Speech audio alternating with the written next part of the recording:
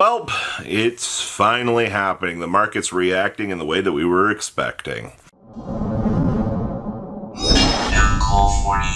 Make sure you guys smash one crap out of that subscribe button so you guys don't miss out on more awesome. Welcome to another what in the world is happening here, and yeah, but we're going to start off over here with Thrust.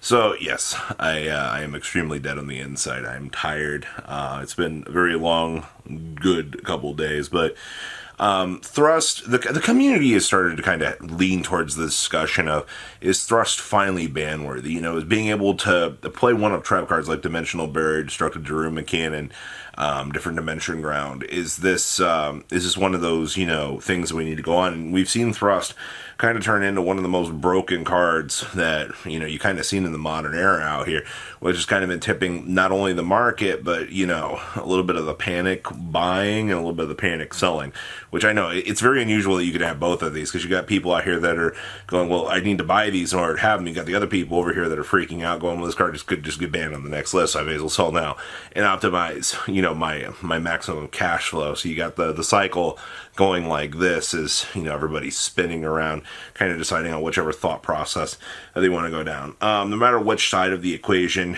you're on here, I guess now the question remains of, you know, is Thrust going to escape another list? I think it's okay. I will say that it definitely is the anti-hand trap card, though. It definitely gives you the interaction to, you know, have the ability to play against your opponent when they go through. You know, a good key example of this is when your opponent, you know, if you're playing Risley, hand trap your opponent, you thrust into the barrier, and you just turn skip your opponent.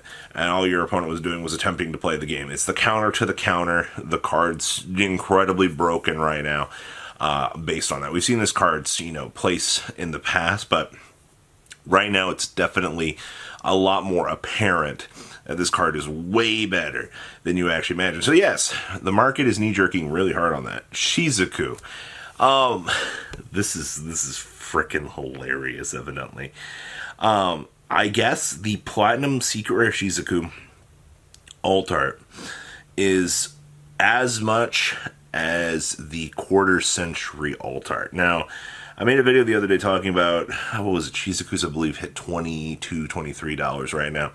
And Konami's already laid the groundwork for future sets out here, going on into, what is that, our April/May set.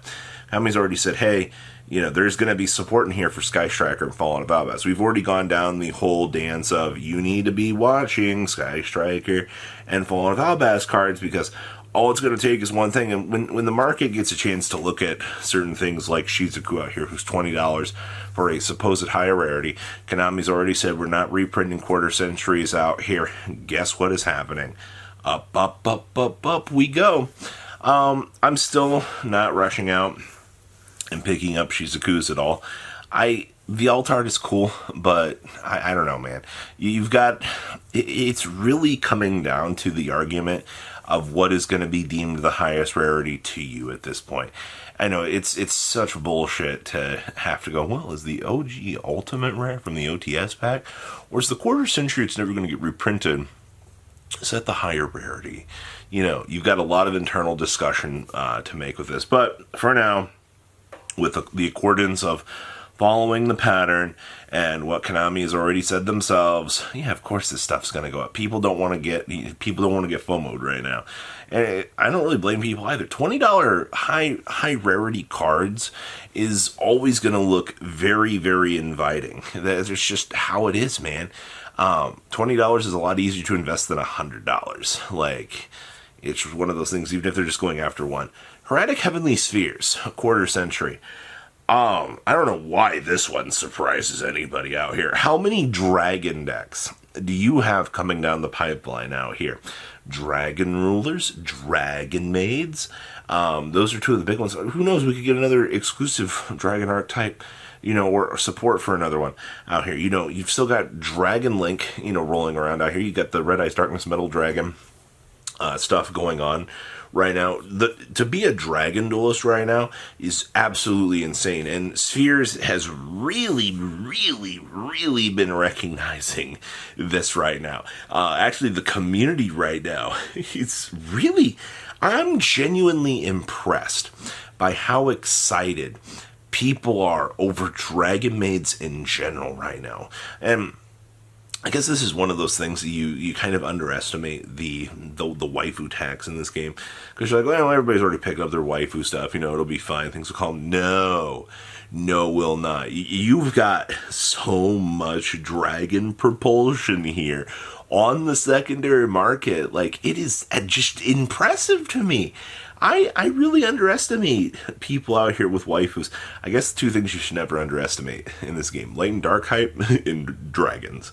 Like, I guess technically waifus, but that's a discussion for another day. So Spheres, yes, has started to see a massive rise in value. I'm genuinely impressed with this idea, though, that this is going to be the highest rarity, and we've already had an ultimate printing for this, which, by the way, I think that the Ulti from Rarity Collection 2 is one of the nicest looking ultimate rares from that entire set, but people really aren't ready for the discussion of some of those ultis actually being acceptable and nice little upgrades for you to have for your personal self.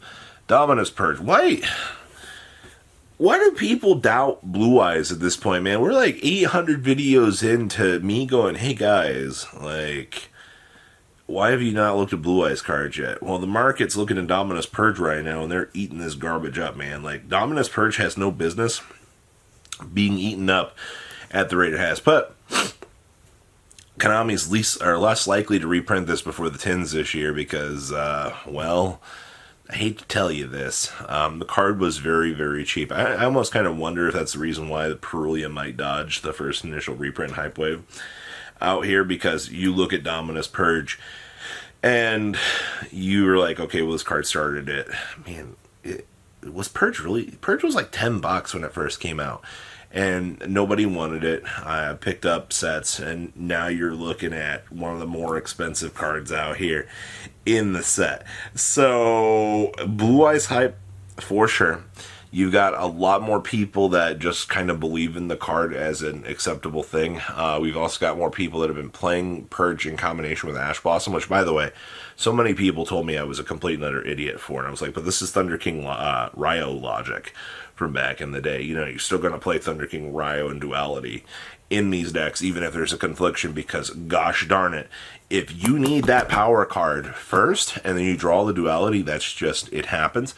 But there's also those combinations of there's the games you'll play where you'll duality first and then get into the Thunder King, and you just punish your opponent from there. I don't know why people have this block from understanding that slight conflictions do not mean conflictions every game. You're playing it for the off chance to make sure that, oh shit, I can actually do this and not get blown out. Variance does happen, but it is a very important thing to, balance out in the deck building aspect. Geargia. This one's for the older formats out there. Geargiano, what is it, MK2? The one that revives from the graveyard on the normal summon. This card, I gotta tell you, is one of the dumber ones to watch out here, because they just continue to propulsion up in price. But, I mean, once again, you're dealing with people out here that love older formats, that you're also dealing with a lot of stuff that doesn't initially have a lot of availability to it, especially when you're getting into, like, the Duelist League stuff out here. The Duelist League stuff was already, like, an issue to get back in the day. Like, if your locals got it, well, congratulations, you got it. But it was always a little bit lacking in terms of things. Now, you look at this stuff, oh man, has Duelist League been out, what was it, like 8-9 years at this point? It was like a 2017, 2016, 2015 thing for certain Duelist Leagues, if I recall. And Konami never really went back and revisited that, which, Konami, if you're watching this video, wondering what cards are going up so you can reprint them, maybe you should bring back some Duelist League stuff, because contrary to popular belief out here, I do think that there is something to be said with the niceness of the product in general, and it would be just kind of nice to get some Duelist League stuff from locals again, even if they're like commons and stuff. But alas, I'm just perplexed today, man. Thrust, Shizuku, Spheres, Purge, Geargiano. What a day. You guys have a good rest of your day, alright? Patrons! Thank you!